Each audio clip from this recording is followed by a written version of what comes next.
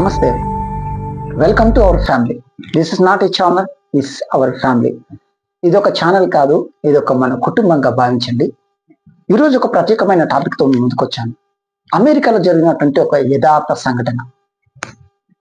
లేక లేక తమకు పుట్టినటువంటి ఒక కూతురు, 5 సంవత్సరాల కూతురుంది. ఆ కూతురుని ఒక తల్లి ఒక తండ్రి ఇద్దరు కన్న తల్లి తండ్రి లేక లేక పుట్టిన ఆ ఒక్క కూతుర్ని, 5 సంవత్సరాల కూతుర్ని ఇంతకేం చేశారో తెలుసా? ఇది విన్న తర్వాత మీరు అంటారు, చీ, ఇలాంటి తల్లిదండ్రులు కూడా ఉంటారా అని. ఓకే, వీడియోలోకి వెళ్ళే ముందు ఈ ఛానల్లోకి ఫస్ట్ టైం ఎవరైనా వచ్చినట్టుంటే దయచేసి మిమ్మల్ని వెల్కమ్ చేస్తున్నాను. మీకు నా హృదయపూర్వక ధన్యవాదాలు తెలియజేస్తున్నాను.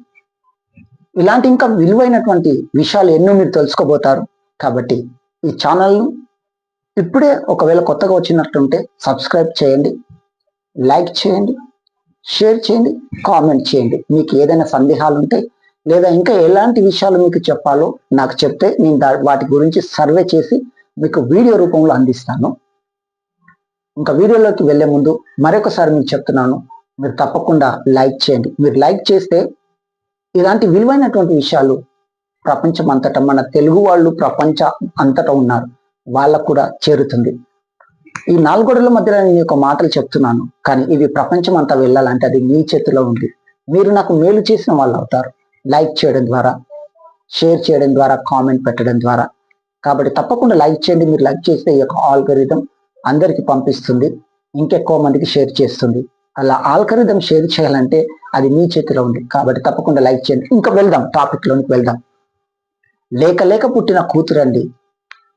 ఆ కూతురు లేక లేక పుట్టినప్పుడు ఆ తల్లిదండ్రులు ఎంత బాగా చూసుకోవాలి ఆ కూతురుని.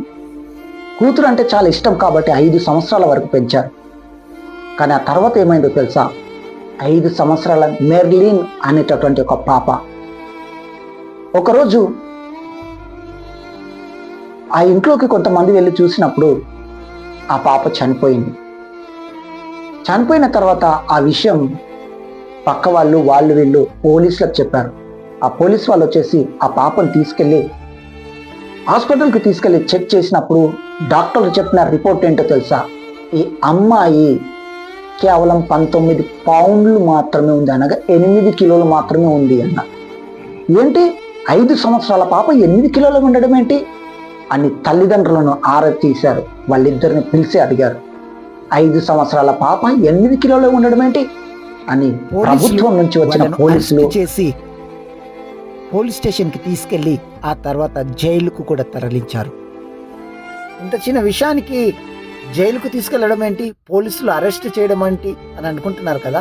కానీ అమెరికాలో ఇన్సిడెంట్స్ జరిగినప్పుడు వాళ్ళు కామ్గా ఉండరు. చిన్న పిల్లల పైన ప్రత్యేకమైనటువంటి చట్టాలు అక్కడ ఉన్నాయి. చిన్నపిల్లల్ని ఎలా పడితే అలా కొడితే అక్కడ గవర్నమెంట్ ఒప్పుకోదు. చిన్నపిల్లల్ని ఎలా పడితే అలా శిక్షిస్తే ఒప్పుకోదు. చిన్నపిల్లలకు తగినటువంటి చట్టాలు కొన్ని ఉన్నాయి. కాబట్టి గవర్నమెంట్ సీరియస్గా తీసుకొని ఎందుకు ఆ పాప 5 సంవత్సరాల పాప 8 కిలోలు ఎందుకుంది అని చెప్పినప్పుడు ఈ తల్లిదండ్రులు చెప్పింది అంటే తెలుసా? మేము ఉద్యోగం రీత్యా బిజీ అయిపోయి ఆ పాపకు సరిగా తినిపించడం లేదు, ఆ పాపను సరిగా పట్టించుకోలేదు, అందుకే ఆమె అనారోగ్యంతో కేవలం 8 కిలోలే ఉంది 5 సంవత్సరాల పాప. ఈ యొక్క మాటలు వింటున్నటువంటి మీరు గమనించండి, ఒక పిల్లలను కనడం ప్రాముఖ్యం కాదు, పిల్లల్ని ఎవరైనా కంటారు. వివాహం చేసుకోవడానికి సిద్ధపడుతున్న వాళ్ళు కూడా వినండి, పిల్లలను కనడం అనేది ప్రాముఖ్యం కాదు, పిల్లలు పుట్టడం అనేది ప్రాముఖ్యం కాదు. వివాహానికి ముందు మీరు ఒక డిసిజన్ తీసుకోండి, పెళ్ళైన తర్వాత మనం ఎంతమంది పిల్లల్ని కనాలి, వాళ్ళని ఎక్కడ చదివించాలి, వారిని ఏం చదివించాలని ప్రణాళిక వేసుకొని పిల్లలను కనండి. అంతే తప్ప పిల్లల్ని ఎలా పడితే అలా పిల్లల్ని కనడం ప్రాముఖ్యం కాదు. ఎవరైనా పిల్లల్ని కంటారు, అది పెద్ద మ్యాటర్ కాదు. కానీ పిల్లల్ని కన్న తర్వాత ఎలా పెంచాలో తెలుసుకోవాలి ముందు. అక్కడ చూడండి, అమెరికాలో అంత పెద్ద జ్ఞానవంతులు, అంత మంచి ఎడ్యుకేషన్ ఉన్న వాళ్ళు కూడా లేక లేక ఒక కూతురు పుడితే ఆ కూతురుని ఎంత అన్యాయంగా చంపేశారు. వాళ్ళ చేతులారా వాళ్ళు చంపేసినట్టే. కాబట్టి పిల్లల్ని కనడం ప్రాముఖ్యం కాదండి, పిల్లల్ని పెంచడం ప్రాముఖ్యం, పిల్లలపైన శ్రద్ధ తీసుకోవడం ప్రాముఖ్యం. నేను కొన్ని ఏరియాల్లో చూశాను, వాళ్ళు పిల్లల్ని కంటారు. ఎందుకు ఆ పిల్లల్ని ఎందుకు అన్నారు? ముందుగా వాళ్ళు నవ్వినా మాకు పిల్లలు లేరు అని హాస్పిటల్ చుట్టూ తిరిగేవాళ్ళు. పిల్లలు పుట్టిన తర్వాత ఎందుకు మీకు పిల్లలు కావాలి?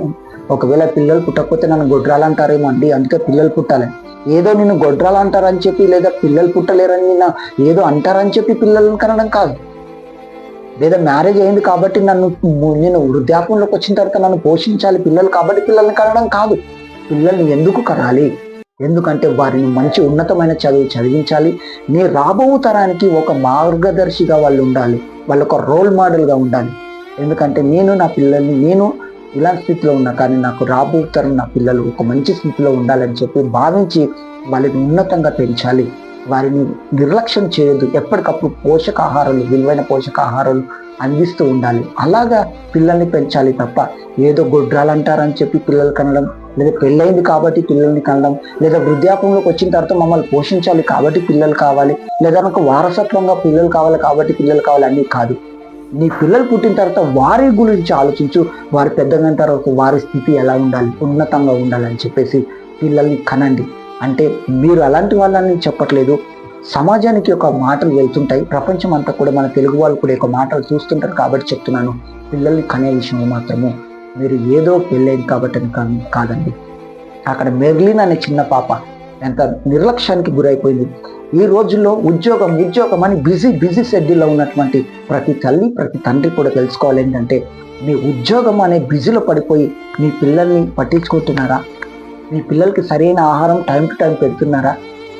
మీ పిల్లలకి కావాల్సినటువంటి వాళ్ళు ఎడ్యుకేషన్ స్కూల్ నుండి వచ్చిన తర్వాత వాళ్ళకి ఏమైనా డౌట్స్ ఉంటే వాళ్ళకి క్లారిఫికేషన్ చేస్తున్నారా? లేదా మీరు ఫోన్లు పట్టుకొని మీ ఫోన్లోనే మీరు బిజీ అయిపోతున్నారా? మీ పిల్లల్ని నిర్లక్ష్యం చేస్తున్నారా? ఒకసారి ఆలోచించండి. ఒక తల్లిగా ఒక తండ్రిగా మీ పిల్లలకు మీరు న్యాయం చేస్తున్నారా? వాళ్ళని కననైతే కన్నారు కానీ వాళ్ళకి తగిన న్యాయం మీరు చేస్తున్నారా? దయచేసి గమనించండి. ఒక వీడియో ఇలాంటి విలువైనటువంటి విషయాలు ఎన్నో మేము ముందుకు రాబోతాయి. ఓన్లీ పిల్లల గురించి, తల్లిదండ్రుల గురించి, ఫ్యామిలీ గురించి కాదండి, ఇంకా విలువైన విషయాలు కూడా పిల్లల గురించి, ఫ్యామిలీ గురించి, తల్లిదండ్రుల గురించే కాదండి, ఇంకా విలువైన విషయాలు సైన్స్ పరంగా, టెక్నాలజీ పరంగా, అలాగే ఎడ్యుకేషన్ పరంగా, ఫ్యామిలీ పరంగా ఇంకా ఎన్నో విషయాలు, సైకాలజికల్ గా, ఇంకా జియో పొలిటికల్ గా ఎన్నో విషయాలు మీ ముందుకు రాబోతున్నాయి. కాబట్టి ఒక ఛానల్ సబ్స్క్రైబ్ చేసుకోండి, లైక్ చేయండి, షేర్ చేయండి. అలాగే మీకు ఏమైనా డౌట్ ఉంటే కామెంట్ చేయండి. మరొక విలువైనటువంటి విషయంతో మీ ముందుకు వస్తాను. అంతవరకు ఇలాంటి విలువైన విషయాలు, సమాజానికి పలుకొచ్చే విషయాలను షేర్ చేయండి. అప్పటి వరకు మన చుట్టుపక్కల సమాజానికి మేలు చేద్దాం, మేలును అందిద్దాం, మనం కూడా మేలుకరంగా జీవిద్దాం, మన చుట్టుపక్కల సమాజం ప్రశాంతంగా ఉంచుదాం, మన దేశము ఒక ఉన్నతమైన స్థితికి రావాలని మనం ప్రాధేయపడదాం. అప్పటి వరకు ఉంటాను. నెక్స్ట్ వీడియో వచ్చేంత వరకు వెయిట్ చేయండి. ఇంకో విలువైన వీడియోతో మీ ముందుకు వస్తాను. అంతవరకు బాయ్ బాయ్, టేక్ కేర్.